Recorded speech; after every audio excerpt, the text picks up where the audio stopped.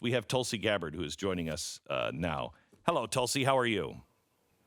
Hi. Good morning, Glenn. Good. How are you? Very good. Thanks for coming on. I'm sure there's a little trepidation in this, a little perhaps concern, and you shouldn't. I respect you. Everybody on the show here respects you.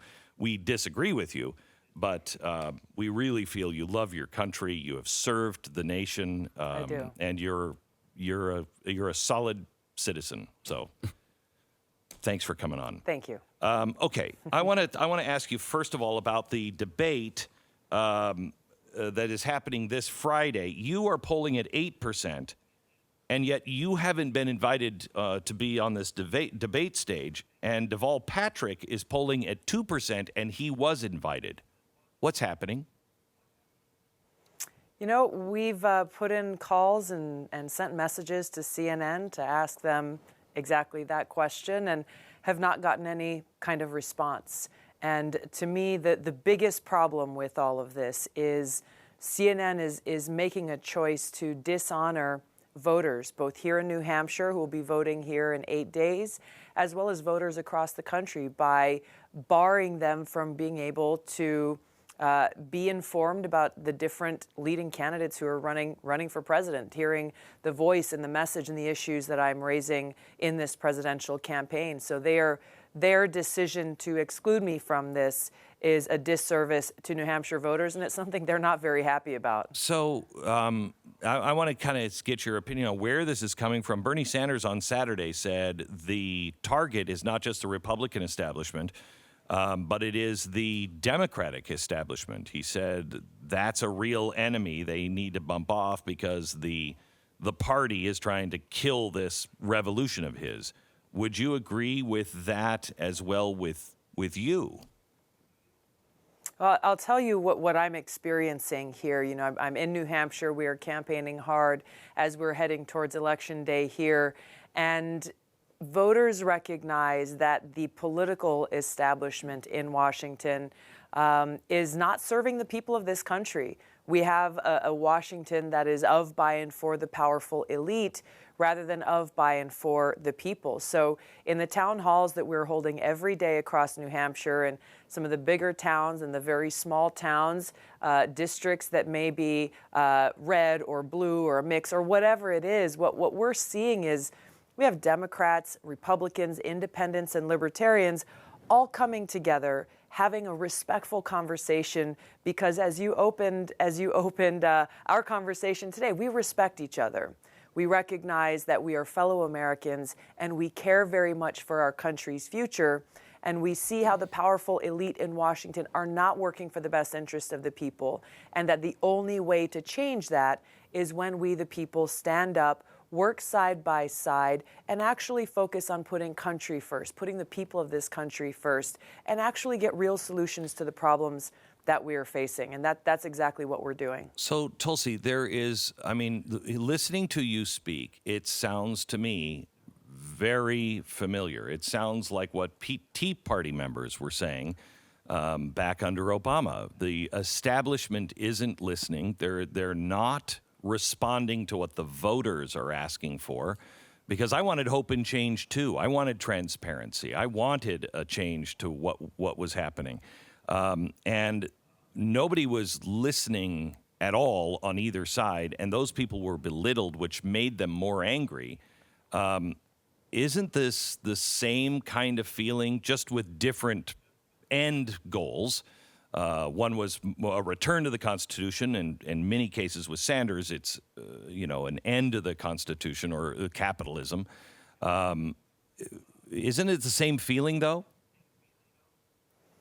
The sense of dissatisfaction, disenfranchisement, of being left behind, that our voices are not being heard, I think is something that has continuously been growing over quite some time, which points to the reality that the problems in Washington are not being correctly identified. We go through these elections and it's like, Democrats good, Republicans bad, Republicans good, Democrats bad. And it's this hyper partisanship about one party versus the other, and each trying to either maintain or regain their power, that leaves the American people and our voices behind. And this is why I think something that you're identifying maybe happened a while back. It's only continued to have grown, and it is coming from across party lines. In our town halls, as we're talking about these issues every day, everyone's nodding their heads and recognizing, yes, we need to fix this. We need to change this. We got to stop seeing everything through a partisan lens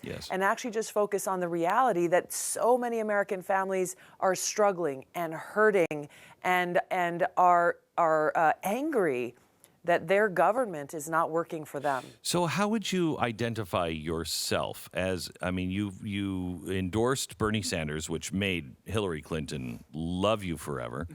Would you consider? I have not gotten the love letter yet. Really? I'm I waiting thought for it. she loved you for that. I move around a lot, so I don't know. Maybe it got lost. Well, she might, when she accepts the lawsuit and signs for the lawsuit you filed against her, maybe she'll give you the love letter in exchange for that. But how would you classify yourself? And as Democratic Socialist, is that a danger, do you think, or is that a good thing?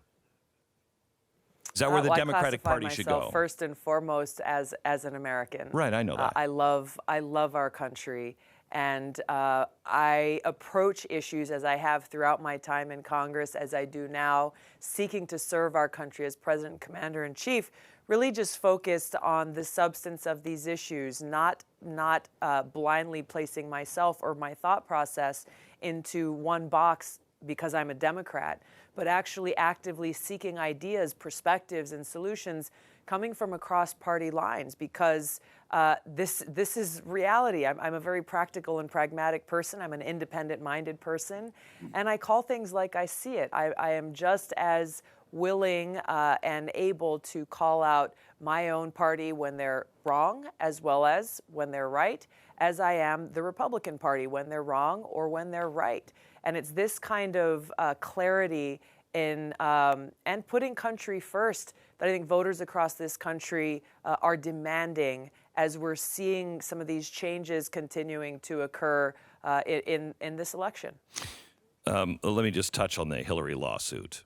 What are you hoping to achieve with that? I've had several people say you will have to prove damages. It's going to be almost impossible to prove the damages. So what are you hoping to gain? I will leave the legal machinery to the attorneys, but I'll tell you for myself, some in the media are portraying this as, well, this is just another news story or this is just a media stunt, but they don't understand that this is about my life. I've dedicated my entire adult life to serving our country. After the attacks on 9/11, like so many Americans, I made that decision to serve and to protect the safety, security, and freedom of the American people, and being willing to put my life on the line to do so. I'm still serving in the Army National Guard now.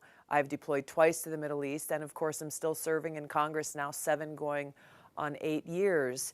And so for Hillary Clinton and her powerful allies in Washington to essentially try to portray me as a traitor to the country that I love, it takes away the very essence of who I am, the oath of loyalty that I have taken to the country that I love. I mean, so this is a serious thing. Yeah, somebody like Hillary Clinton saying that you're a Russian asset has got to make an impact on your career, but also personally. Very much so. Very much so. And personally for myself, but I'm actually thinking of the amazing patriots who I've served with.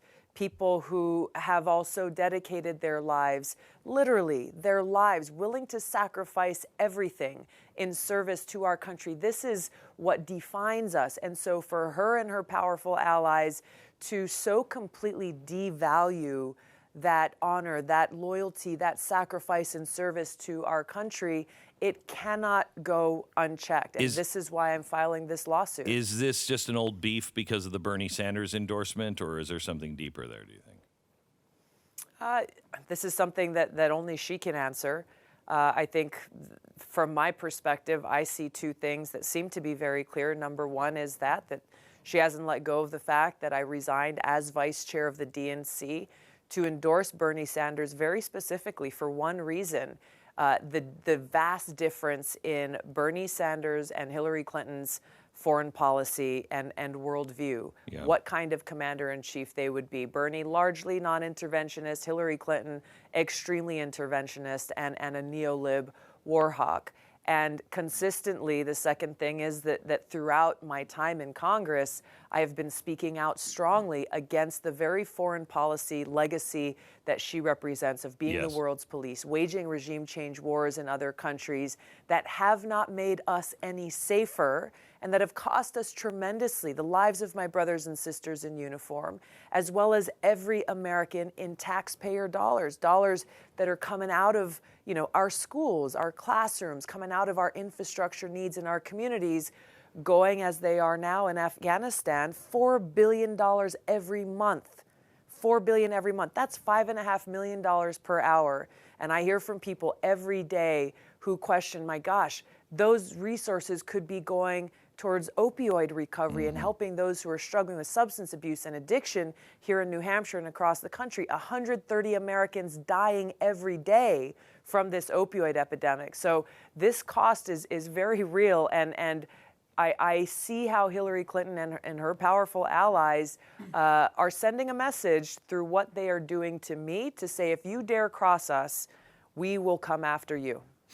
I will tell you that I think your foreign policy has more in common now with this new Republican, I shouldn't say Republican, new conservative viewpoint on let's bring people home. This is enough is enough, and we keep making the same mistake over and over. We're up against impeachment now. We haven't heard from witnesses. I think legally it was the right call. If I'm the president's attorney, you won the case, end it. Politically, I think we should have heard from witnesses, and I would have liked to. Let's say they vote on Wednesday to acquit, which I think they will.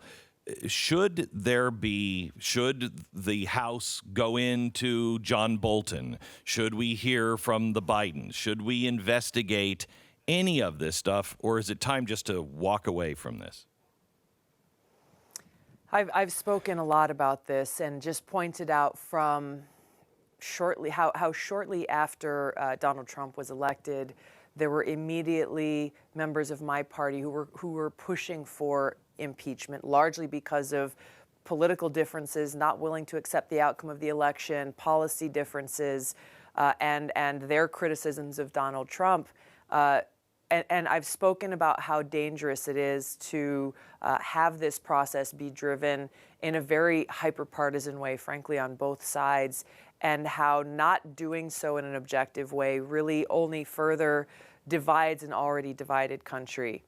It's why I made a very conscious decision to vote present when those votes came before the House of Representatives, to take a stand for the center against this hyperpartisanship in Washington, while also introducing a censure resolution that actually included many more of the unconstitutional actions that President Trump has taken, and frankly, something that I think would have been more likely to gain bipartisan support. What I'm hearing from people... Go ahead. I'm sorry, we're up against a network break. Unless you care to stay longer, we'd love to have you longer. How can people get involved your campaign? Thank you. Tulsi2020.com. I look forward. I'm the best Democrat, best candidate to be able to defeat Trump in November of 2020. Appreciate you all, people from all party lines, coming and joining us in our people-powered movement. Thank you so much. Tulsi Gabbard.